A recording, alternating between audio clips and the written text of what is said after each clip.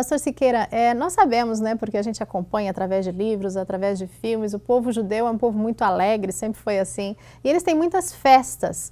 Qual a relação que existe entre estas festas e o contexto do santuário? Bom, no caso, Márcia, as festas estão diretamente ligadas ao santuário. Quando Deus escreveu ali, deu as leis a Israel, ele estabeleceu festas que deveriam ser celebradas geralmente ligadas ao santuário, que são a festa da Páscoa, né, a festa do Pentecostes, a festa do Dia das Trombetas, a festa do Dia da Expiação e a festa dos Tabernáculos. E todas elas, o povo de Israel deveria se dirigir ao lugar onde estava o tabernáculo, o santuário, e ali fazer as festas. 3 delas, pelo menos, que é Páscoa, Pentecostes e Tabernáculos, o pessoal deveria, e o Dia da Expiação, deveria ir ao santuário e estar ali presente. Agora, essas festas, elas mostram o objetivo delas, como diz, o Novo Testamento diz que tudo isso era didático, não é? O serviço de cada dia do sacrifício e intercessão representava o relacionamento do ser humano com Deus. As festas mostram o plano da salvação.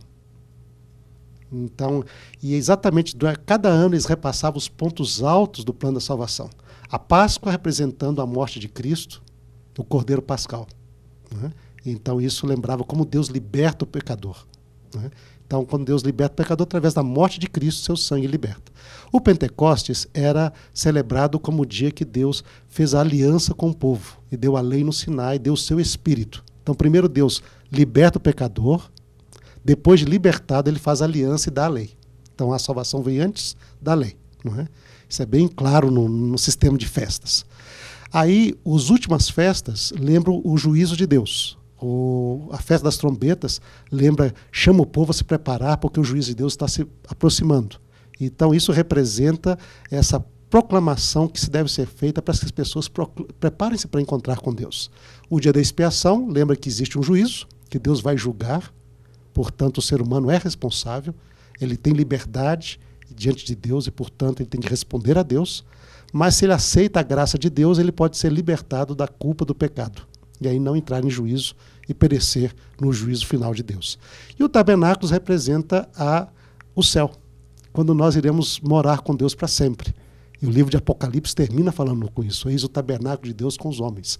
Ou seja, nós iremos morar com Deus para todo sempre, e o tabernáculo lembra exatamente isso. É a melhor de todas as festas, né, pastor? É verdade, a festa era muito alegre. Realmente dizer que é uma alegria, quem nunca experimentou tabernáculos, nunca experimentou uma verdadeira festa.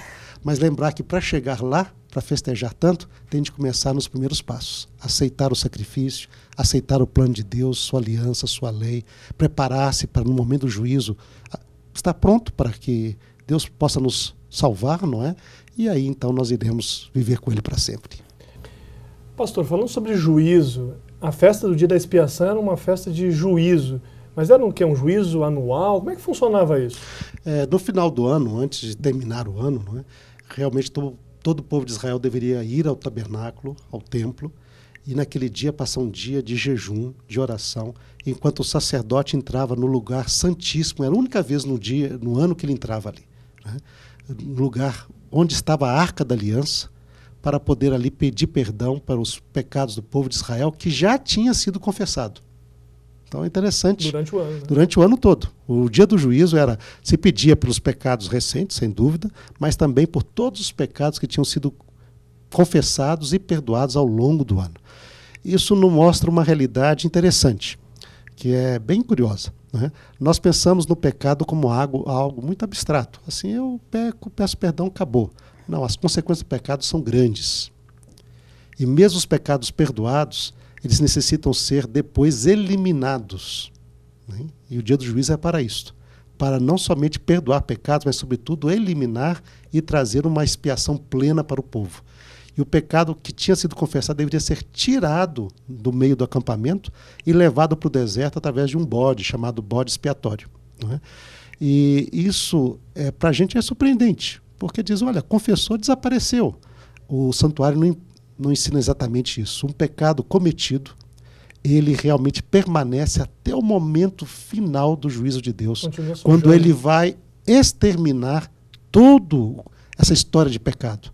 Nós não entendemos bem como é isso, Não dá para imaginar porquê disso, mas o sistema do santuário ensina isso. É necessário esse juízo para perdão, para expiação, mas também para a eliminação do pecado. Pastor, essas cerimônias, então essas festas envolviam momentos de muita contrição, não é? De muita reverência e entrega, não é? Nessas festas, veja, algumas festas eram muito alegres, porque celebravam, por exemplo, as partes muito positivas, né? A salvação, que na Páscoa, a aliança, todas elas. Mas o dia do juízo nos chama, ela conclamava o homem a lembrar que o pecado é algo sério. Não é algo que se brinca, fez e agora acabou. Não é? O pecado, além de trazer consequências sobre a nossa vida, traz consequências sobre a vida dos outros e traz sobre o nosso próprio mundo. Nosso mundo hoje, por exemplo, desde que o homem pecou, o mundo se tornou um lugar de violência, de mal, de desastres, de eventos, às vezes, desastrosos. Tudo isso por causa do pecado. Então, o pecado é uma realidade terrível e, né, sobretudo na festa do dia da expiação, lembra que ele não pode ser desconsiderado de qualquer maneira. Mas Deus tem um meio para eliminar esse pecado. E se nós aceitarmos, eliminará tanto na nossa vida como no mundo todo. E nós poderemos, então, celebrar novamente, sem o problema do pecado atrapalhando, sem sofrimento, sem morte, sem dor. Obrigado, pastor. E nós vamos ter mais um programa ainda para falar de mais assuntos. Obrigado.